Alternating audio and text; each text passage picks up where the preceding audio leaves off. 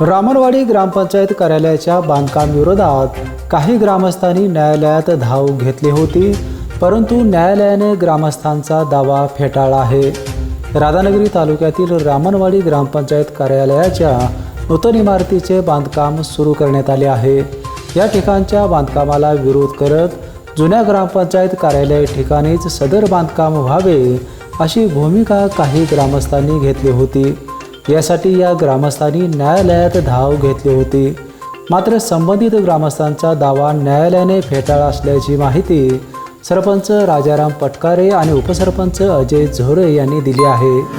आमच्या गावामध्ये काही लोकांनी ग्रामपंचायतच्या आता जे काही मिळकत नंबर 42 आहे त्याच्यासाठी काही विरोध केला आहे की चुकीच्या बांधकाम म्हणजे मालकीच्या बांधकामामध्ये काम करत आहे मालकीमध्ये, तर ते नसून आज रामनवाडी ग्रामपंचायतीचे जे काम चालू आहे ते 1 किलोमीटर म्हणतात, तर विस्तारित गावच आमचं 1 किलोमीटर आहे आणि आता जे बांधकाम चालू आहे ते सेंटरलाच आहे। तिथून वरती आता जे काम चालू आहे तिथून वरती तेवढंच लोकसंख्या आहे आणि खालीही तेवढीच आहे। त्यामुळं जे काम चालू आहे ते रीतशीर आहे।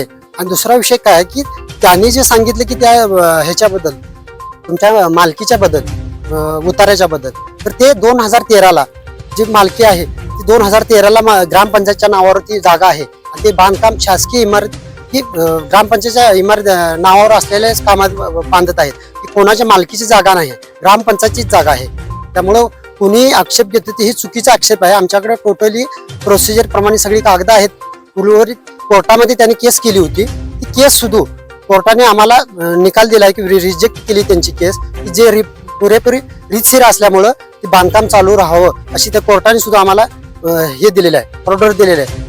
गावचा विस्तार वाढत असल्याने ग्रामपंचायत कार्यालय गावच्या मध्यवर्ती ठिकाणी असणे आवश्यक आहे। न्यायालयाच्या निर्णयाचा आदर करून ग्रामपंचायत कार्यालयाच्या बांधकामाला ग्रामस्थांनी सहकार्य करावे असे आवाहन ग्रामपंचायतीने केले आहे। बेपेनसाठी राधानगरीहून उत्तम पाटील।